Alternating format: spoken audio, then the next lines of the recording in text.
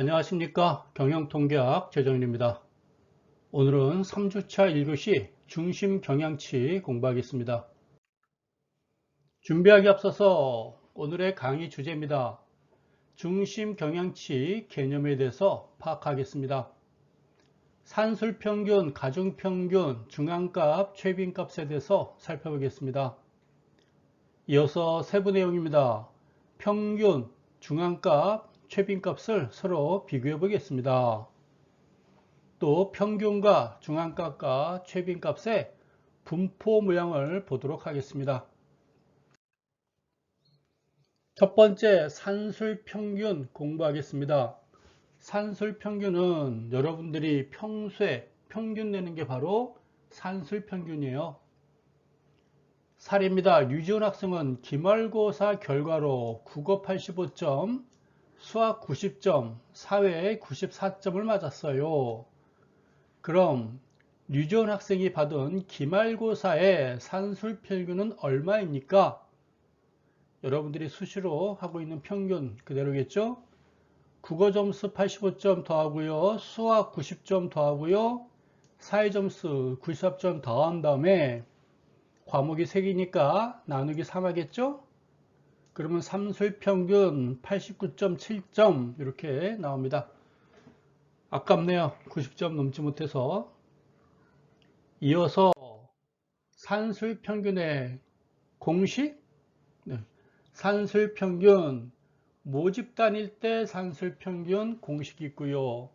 표본일 때 산술평균 공식입니다.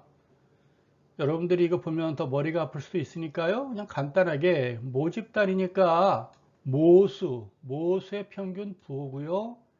표본일 때 표본 평균의 부호입니다. 오늘은 이 정도만 여러분들이 눈여겨 두시면 되겠네요. 모집단일 때 관측치 수, 우리 학교 학생들 2만 명이면 N은 총 2만이 되겠죠. 2만 명의 학생들의 키를 다 잰 다음에 나누기 2만 하면 되겠죠. N은 표본 내 관측치 수가 될 것이고, 그리고 XI는 I번째 관측치가 될 것이고, 그렇습니다. 표본 요거 N은 잘못된 거죠. N이 나와야지. N 이렇게 보여집니다. 스몰 n 이렇게 여러분들이 보시면 되겠네요. 가끔 제가 이렇게 함정 하나씩 넣어놨어요. 그래서 제가 설명하면서 이렇게 고쳐줍니다. 이어서 이제 가중평균에 대해서 공부하도록 하겠습니다. 가중평균은 수식이 있고 사례가 있어요. 수식에 앞서서 먼저 사례부터 보면 이해가 좀 빠르겠죠? A반이 있고요, B반이 있어요.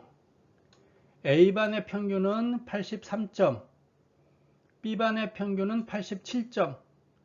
그럼 이 학교는 A반과 B반만 있다고 할 때 이 학교 평균은 구하면 어떻게 될까요? 85점이 될까요? 85점이 돼야죠. 산술평균 하게 되면. 근데 학생 수가 달라요. A반은 40명, B반은 60명이에요. 그러면 인원수가 달라지는 거죠. 가중치가 인원수별로 달라지겠죠. 그럼 가중평균 하게 되면 83 곱하기 40, B반 87 곱하기 60 해야 되겠죠?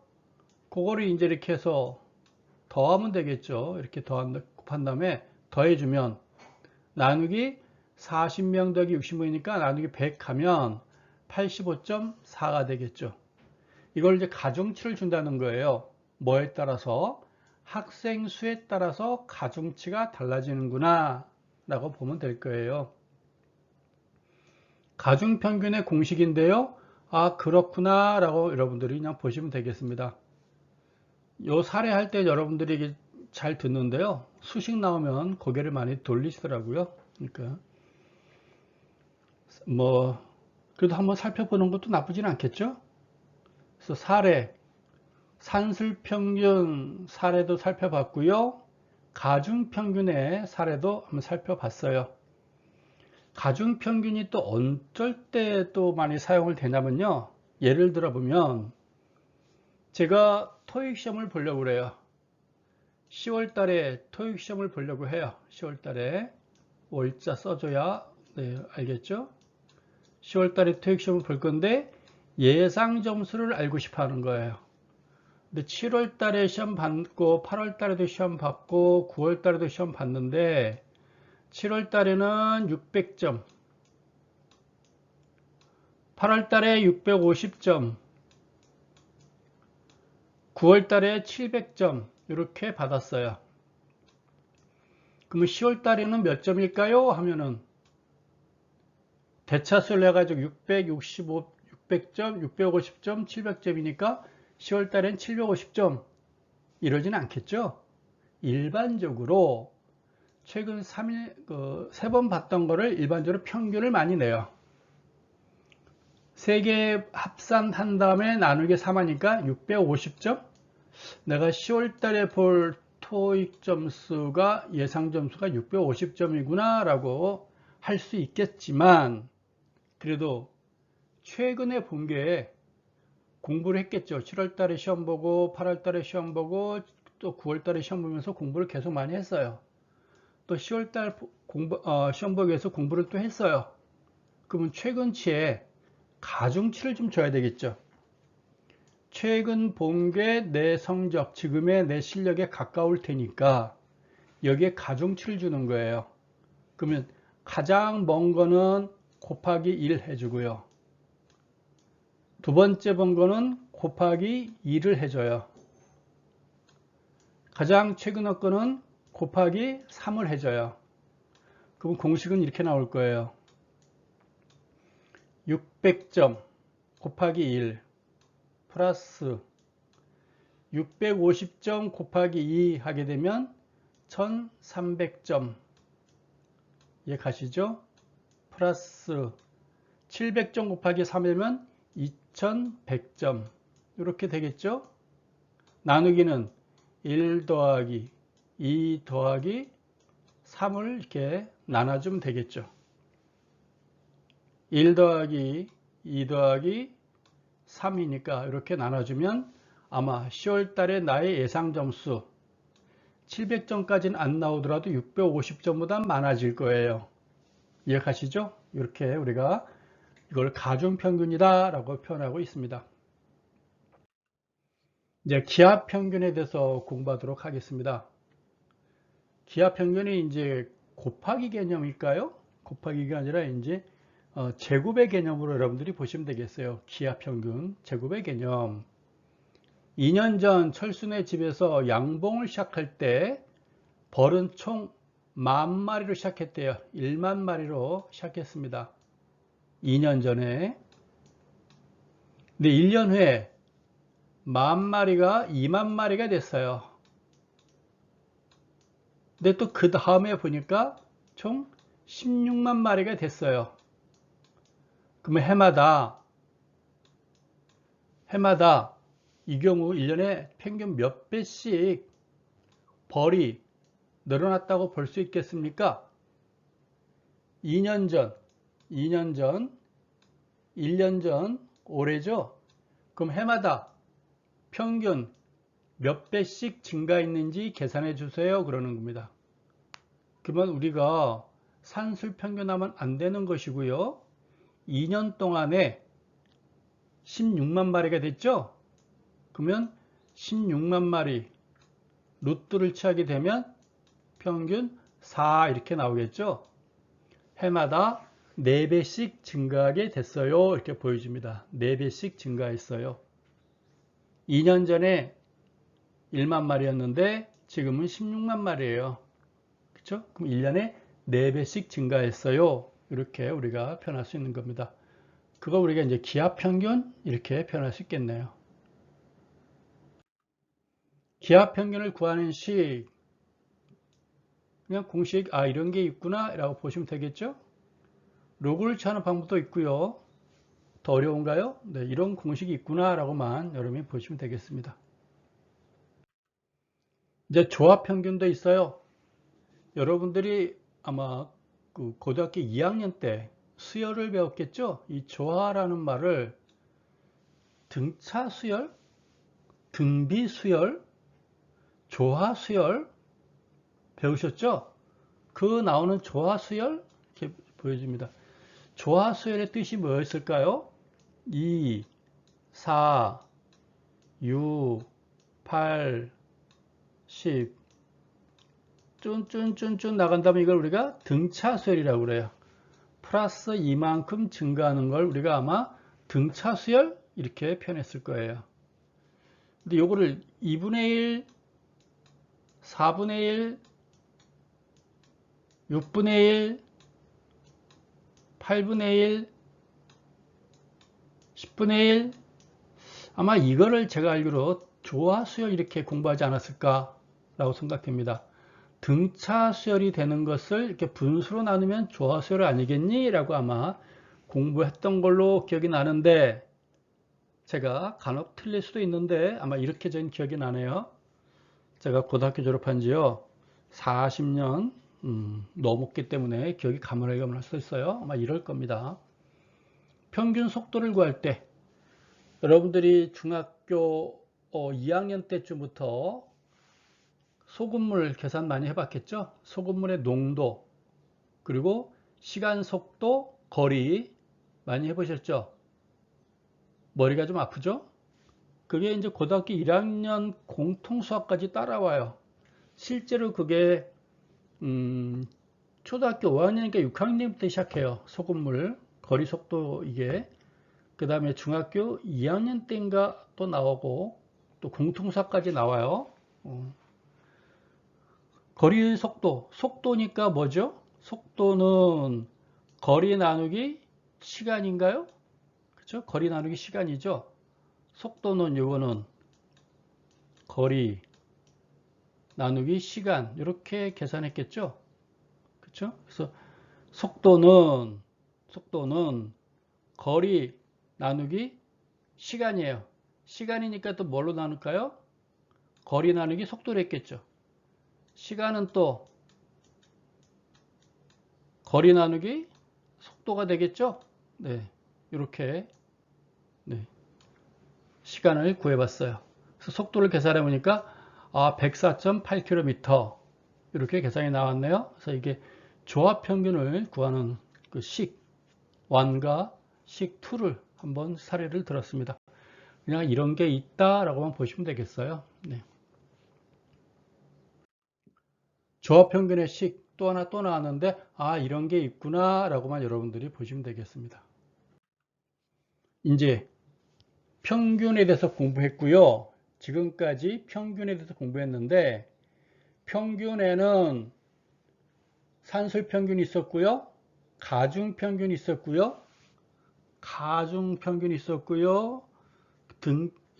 조합 평균이 있었고요. 기하 평균이 있었고요. 4개 살펴봤죠. 그 외에 또 평균 또 여러 가지가 있어. 이동 평균도 있고 한데 일단 평균값 4가지 살펴봤고 이제는 이제 중앙값에 대해서 보도록 하겠습니다. 이제 중앙값이 있어요. 그럼 이런 걸 우리가 왜 공부하세요? 평균 되는 거는 뭐 초등학교, 중학교, 고등학교 때 많이 해봤는데 왜 대학까지 와가지고 이렇게 평균을 왜 구하십니까? 평균을 구하는 의미에 대해서 알려주세요. 이제 대학에 와서 배우는 거니까 평균을 공부하는 그 의미에 대해서 여러분께 알려드리도록 하겠습니다. 누가 친구가 소개를 시켜준대요. 소개를 시켜준다 그러면 여러분 뭘 물어보나요? 키가 얼마니? 물어보겠죠. 키 얼마니? 물어봐요. 그 남자 180이야 라고 말해요. 또 180이야 그렇겠죠? 또 이제 남자들의 경우에는 여자친구 시켜줄게 그러면은 또 키를 또 물어보겠죠. 키 얼마니? 그러면 165야 라고 말하겠죠. 그러면 이제 키는 알겠어요. 요건 알겠어요. 위에는 알겠어요. 대략 몸무게는 어떻게 되니? 또 물어보겠죠. 몸무게를 알아야 요걸 알 수 있잖아. 요거. 그쵸? 마른 편인지 중간 폭인지 약간 좀 살이 찐 편인지 많이 찐 편인지 이걸 판단하겠죠. 대략 몸무게를 판단하겠죠. 그래서 이제 몸무게 제가요 사례를 키와 몸무게로 하는 거를 이해 좀 해주세요. 마땅하게 들 게 없으니까 그래요. 네, 키와 몸무게니 재수없게 사례를 들기 이거밖에 없어요. 조금 짜증나더라도 네, 너그럽게 용서해 주시기 바랍니다. 그래서 키는 높이를 알 수 있어요. 높이. 몸무게는 마른 편인지 중간인지 글래머인지를 우리가 판단할 수 있는 거겠죠. 그래서 우리가 우리 통계학을 공부하는 우리 학생들 100명의 학생들에 대해서 키를 알고 싶은 거예요. 키. 우리 100명의 학생들의 키, 즉 대표값을 알고 싶은 거예요. 키를 알고 싶은데 키의 대표값을 알고 싶은 거예요. 100명의 학생들의 과연 키에 대해서 뭘로 대표값을 할 것인가? 평균값으로도 알 수 있겠죠. 100명의 학생들의 키를 내가 다 재요. 시간 많이 걸리겠죠. 100명의 학생들 키 재는데 키 잰 다음에 또 100명을 또 엑셀에다 집어넣어 가지고 입력하는데 집어넣어 가지고 나누기 100 해서 키가 나올 수도 있겠죠. 그거 우리가 평균값 앞에서 구한 거 하다 보면 오차가 발생할 수 있어요. 키를 잴 때 오차가 발생할 수 있고 옮겨 적으면서 내가 168 그랬는데 158로 적을 수도 있고 168 그랬는데 163으로 적을 수 있고 그러잖아요. 오차가 발생할 수 있어요. 어쨌건 또 계산하다 틀릴 수도 있고 그러니까 평균값을 우리 100명의 통계학 공부하는 학생들의 100명의 키를 말할 때 그 대표치를 우리가 평균값으로 말할 수도 있고요. 또 뭐가 있냐면 우리가 중앙값으로 말할 수 있는 거예요. 중앙값은 뭐냐? 제일 간단하죠. 100명의 학생들을 키 순서대로 쭉 세워요. 키가 가장 작은 여학생, 두 번째 작은 여학생, 세 번째 작은 여학생 쭉쭉쭉 한 다음에 제일 키 큰 남학생, 두 번째 큰 남학생, 세 번째 큰 남학생 가지고 일렬로 쭉 세우는 거예요. 이렇게 100명의 학생 이해 가시죠? 그 가운데 딱 있는 학생 50번째 또는 51번째 학생이 딱 중간이겠죠? 두 학생의 키를 재겠죠? 이해 가시죠? 가운데 짝수다 보니 가운데가 없어요. 50번째 학생과 51번째 학생 두 학생만 키를 재면 돼요. 그래서 그 두 학생의 평균 키가 바로 그 중앙값이 되는 거겠죠. 만약에 101명이면 51번째 학생의 키를만 재면 되는 거겠죠. 중앙값은 편해요. 그냥 딱 일렬로 쭉 세웠을 때 가장 가운데 있는 학생의 키만 재면 그게 중앙값이에요. 그래서 우리가 대표값을 논할 때 그 집단 100명의 학생들의 평균치를 구하느냐 100명의 학생의 가장 가운데 있는 중앙값을 구하느냐 어떤 걸 대표값으로 할래? 라고 우리가 고민할 수 있는 거예요. 이해가시죠? 그래서 이게 바로 키 이걸 말하는 거예요. 그러면 1교시 끝나고 2교시 때는 우리가 분포도를 공부할 거예요. 얼마만큼 옆으로 갔니?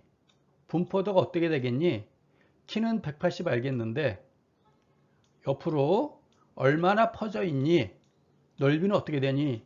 그게 이제 2교시 때 공부하는 산포도예요. 분포도가 어떻게 되니? 라고 보는 것입니다. 이해가시죠? 그래서 이번 3주차는 대표치, 중앙값을 공부하는 것이고 이 대표값을 공부하는 것이고 2교시 때는 산포도 얼마나 많이 분포되어 있는지 그걸 따져보는 거예요. 그래서 이 대표치는 앞에서 공부한 평균값도 있는 것이고 지금 공부하는 중앙값도 대표값이 될 수 있는 거예요. 지금부터는 이제 중앙값 공부하는 거예요. 한 나라 인구의 대표치는 평균이 아니라 그 나라 인구의 중앙값으로 따져요. 막 태어난 신생아서부터 최고령 120세까지 나이 순서대로 쫙 일렬로 했을 때 가운데 중앙에 있는 사람, 그 사람의 나이가 그 나라의 대표치가 되는 거예요. 그래서 대한민국은 지금 43.5세 이렇게 말을 하는데 이 43.5세는 대한민국 인구의 평균치가 아니라 중앙값 이렇게 말하는 것입니다. 중앙값. 딱 가운데 있는 사람. 2,500만 번째 있는 사람의 나이. 근데 뭐 5천만 명 정도 되면 평균값이나 중앙값이나 거의 같아요. 네. 개수가 홀수계일 경우 4, 5, 3, 2, 1 있는데요. 이렇게 오름차순으로 딱 정리를 합니다.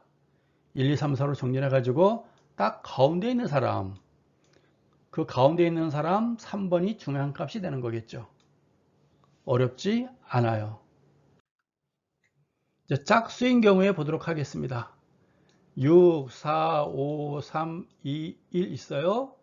오름차순으로 정렬하겠어요. 1, 2, 3, 4, 5, 6이 딱 나오죠.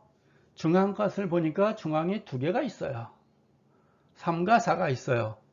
요걸 산술 평균하게 되면 3.5. 이 3.5가 중앙값이 되는 것입니다. 어려울 게 없어요. 이해하시죠?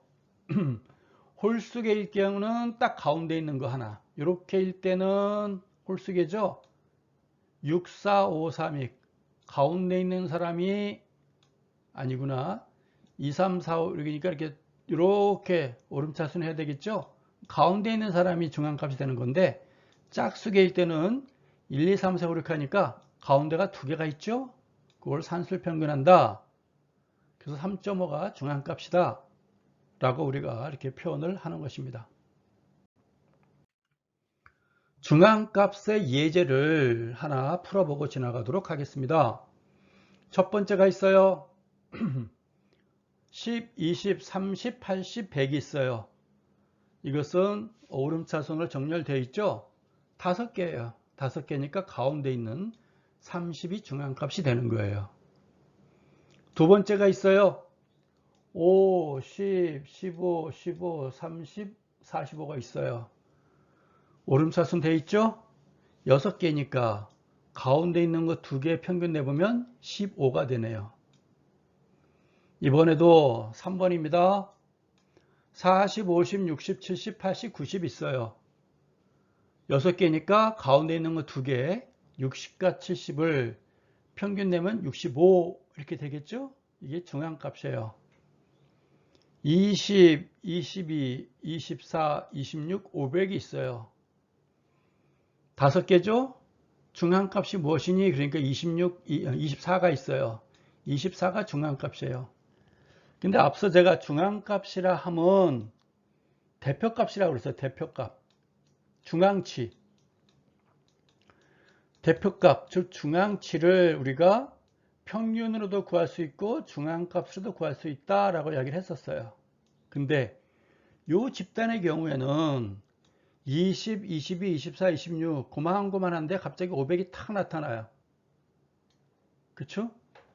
여러분 친구들끼리 딱 모여 있는데 갑자기 이재용이 삼성그룹 회장인 이재용이 딱 나타나 가지고 우리 5명의 재산 평균이 얼마니? 딱 물어보는 거예요. 그럼 중앙값을 하려고 그러니까 24가 되겠죠. 여러분 2만원 가지고 있지, 22,000원, 24,000원, 26,000원 가지고 있는데 얘는 5만원 가지고 50만원 가지고 있는 거 아니겠어요? 그렇죠? 중앙값을 따지면 24,000원이 중앙값이 되는 거예요. 500만원은 뭐가 돼요? 이상해지죠. 그럼 이럴 때는 또 평균을 구하는 게 또 대표치가 될 수 있잖아요.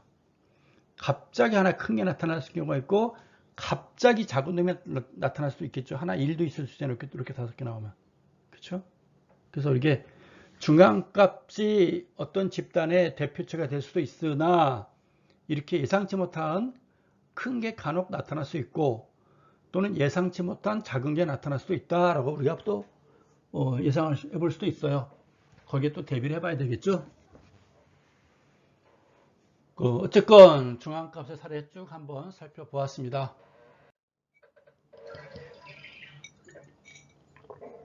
물 좀 마셨어요? 예제 2 파티에 두 팀이 참석했습니다.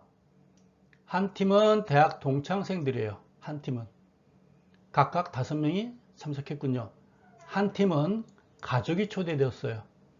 두 팀의 중앙값과 평균값과 중앙값은 얼마입니까? 라고 물어봤어요. 대학 동창이다 보니 전부 다 25이에요.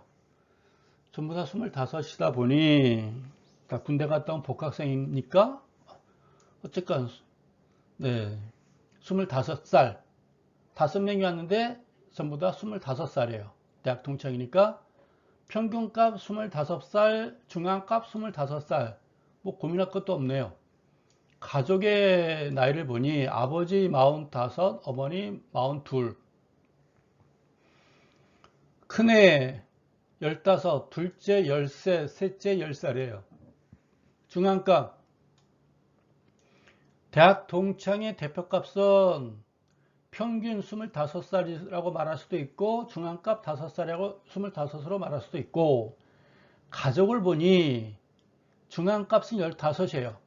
그럼 가족의 대표값은 중앙값 15입니까? 그것도 좀 애매해요. 평균값을 구하니 평균값은 또 25이에요. 그쵸? 다 더해서 나누기 5 하니까 평균값은 25이에요. 같은 평균이 여기도 25이고 여기도 25이긴 한데 중앙값은 차이가 나요. 뭔가 분포도가 많이 차이 나는 거죠. 즉 대학 동창은 25인데 이렇게 돼요. 딱 분포가 없어요. 옆에 전혀 없어요. 그냥 날씬해요. 근데 가족은 25은 맞아요. 근데 아버지는 45이고 셋째는 10살이고 분포도가 커지는 경우죠. 이해가시죠? 똑같은 25이래요. 똑같은 25인데 대학 동창은 그냥 날렵한 거죠. 옆이 전혀 없는 거죠. 근데 가족은 똑같은 25인데 옆으로 쫙 퍼져 있는 거죠. 10살부터 45까지. 이해가시죠? 바로 그런 케이스로 보시면 되겠습니다.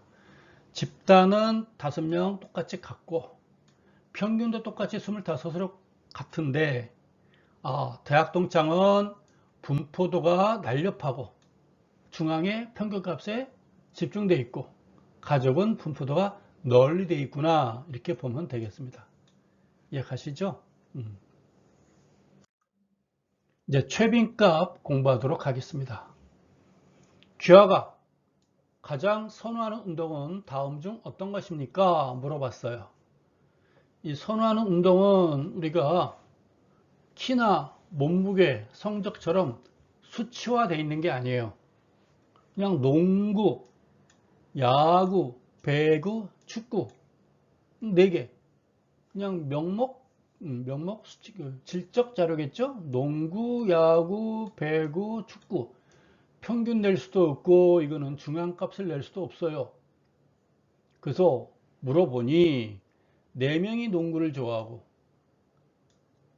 맞나요? 40명입니까? 40명이 농구를 좋아했고 야구는 20명이 야구를 좋아했고 배구는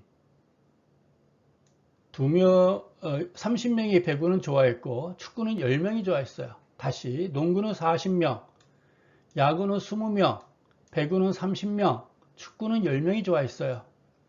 그러면 이 반에 가장 선호하는 운동은 뭐가 돼요? 농구다 라고 말할 수 있겠죠.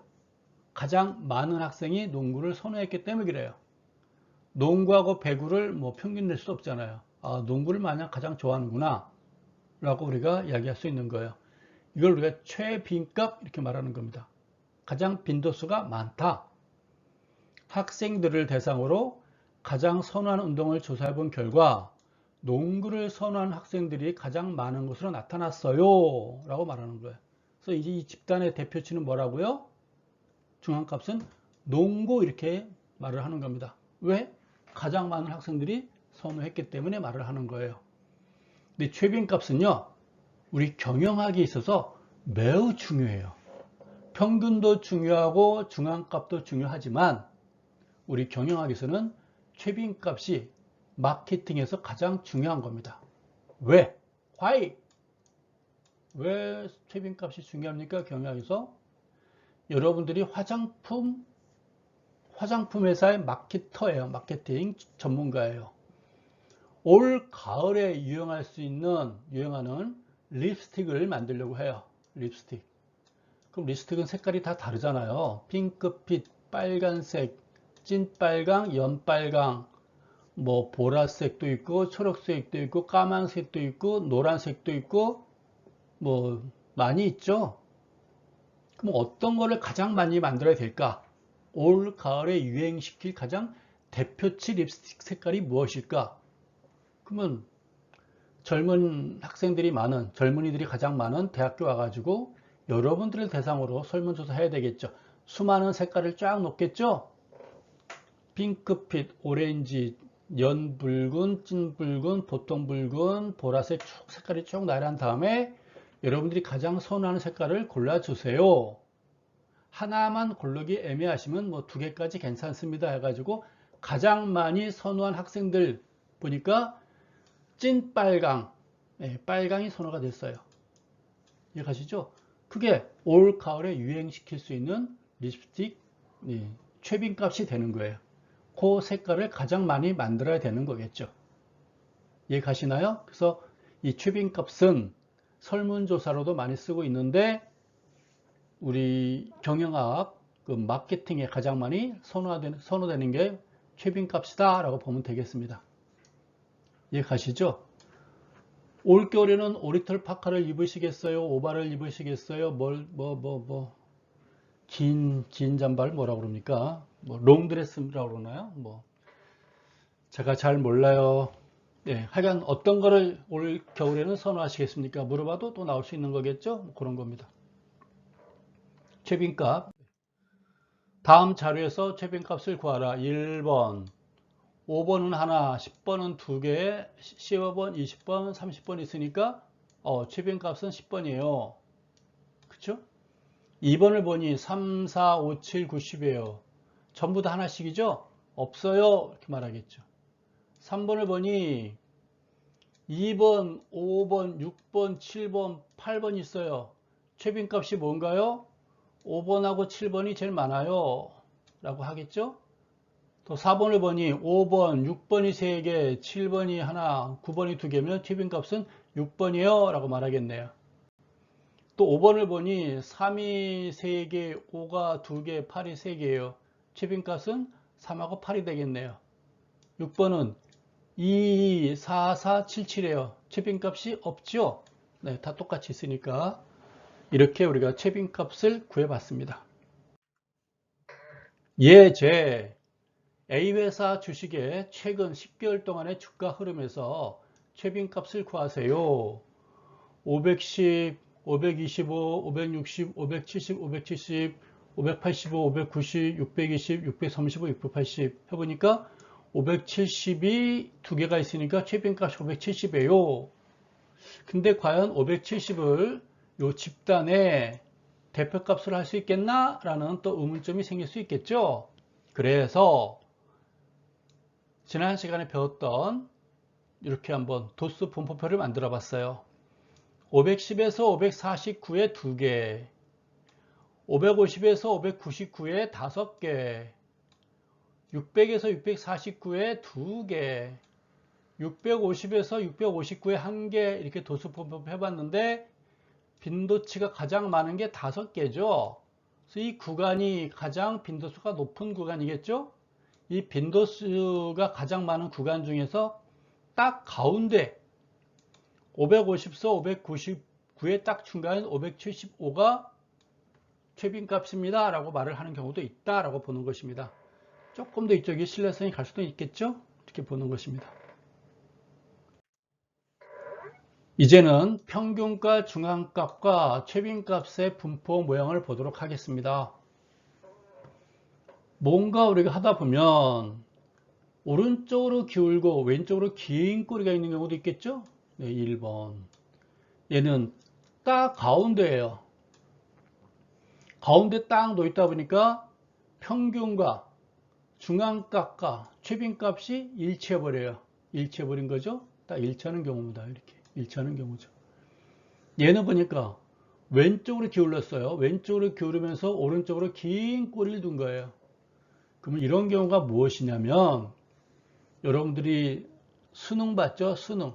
가끔 보면 수학이 참 어려웠어요.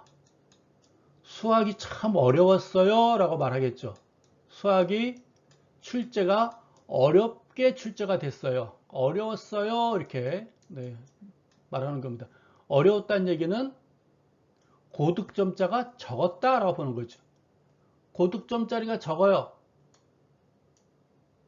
그 저득점, 네, 낮은 점수가 왕창 몰려 있겠죠. 이런 경우겠죠. 수학이 어려웠어요. 그 이야기는 고득점자가 적고요. 낮은 점수들이 왕창 몰려 있어요. 이렇게 볼 수 있어요. 국어를 봤는데 국어는 쉬웠어요. 그러면 쉬웠다는 얘기는 뭐죠? 고득점자가 많고요. 저득점자가 적었어요. 이렇게 말하는 거예요. 영어는 평범했어요. 전년도 수준이에요. 그럼 가운데 몰려 있다는 얘기죠. 가운데에. 이해가시죠? 그런 경우에요. 이런 경우. 네. 고득점자가 적은 경우 3번. 저득점자가 잔뜩. 1번은 고득점자가 잔뜩 몰려 있어요. 문제가 쉬웠어요. 저득점자가 적은 경우겠죠.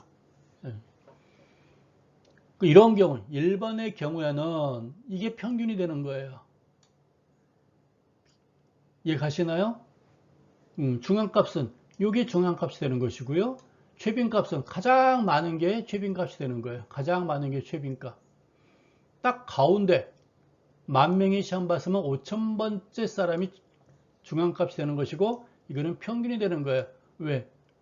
저득점자들이 그냥 엄청 많다 보니까 얘네들이 평균을 다 끌어내려 버린 거겠죠. 딱 대칭을 내리 이런 경우에는 평균과 중앙값과 최빈값이 일치하는 경우가 되겠죠. 일치해요. 이런 경우.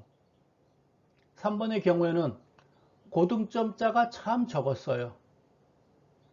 고득점자 몇 명이 평균을 다 끌어올린 경우에 쭉 올린 거죠. 가장 많은 게 최빈값이죠. 최빈값은 고민할 것도 없어요. 가장 높은 게 최빈값이에요. 요건 중앙값이 되는 거죠. 10,000명이 시험 봤으면 딱 5,000번째 사람이 점수가 여기 있는 거죠. 그렇죠? 요거는 몇몇 사람들이 점수를 다 끌어올린 거예요. 그래서 평균이 이쪽에 있는 거예요. understand? 그래서 평균값, 중앙값, 최빈값의 분포 모양 이렇게 1번, 2번, 3번 여러분들이 구분해서 보시면 되겠습니다. 시간이 많이 됐으니까요. 좀 빨리 날려볼까요? 최근 62일 동안의 종합주가지수 자료를 가지고 있어요. 평균 중앙값, 최빈값을 구해보자 라고 되어 있습니다. 62일 동안의 표를 쭉 나열시켜 놨겠죠? 그럼 평균값을 구하려고 그러고 중앙값을 구하려고 그러고 최빈값을 구하려고 그래요. 여기에 평균값, 중앙값, 최빈값 이것도 여러분들이 고민할 게 없어요. 고민할 게 없고 엑셀에서 다 구해줍니다.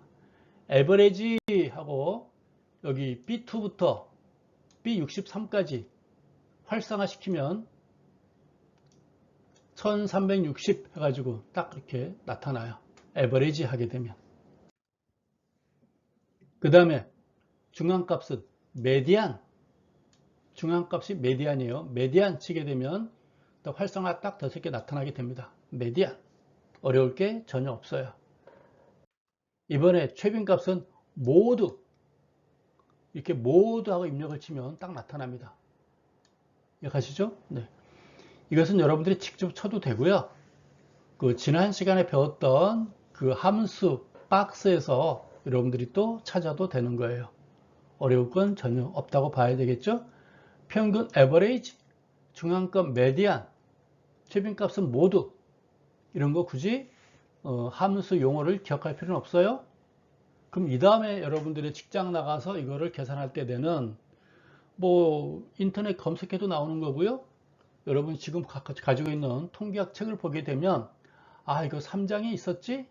3장에 있는 에버리지, 메디안 모두 여러분들이 찾으시면 되는 거예요. 어디에 있는지 알면 되는 거죠. 이번에는 중앙값과 최빈값을 확인하고자 합니다. 내가 값을 구했는데 맞는지 안 맞는지 제대로 구했는지 한번 검토해 보겠다는 거예요. 그래서 지금까지 구했던 것을 정렬 한번 쭉 시켜보던 거예요. 정렬 해가지고 내림차순으로 한번 정렬시켜 보겠다라고 보는 것입니다.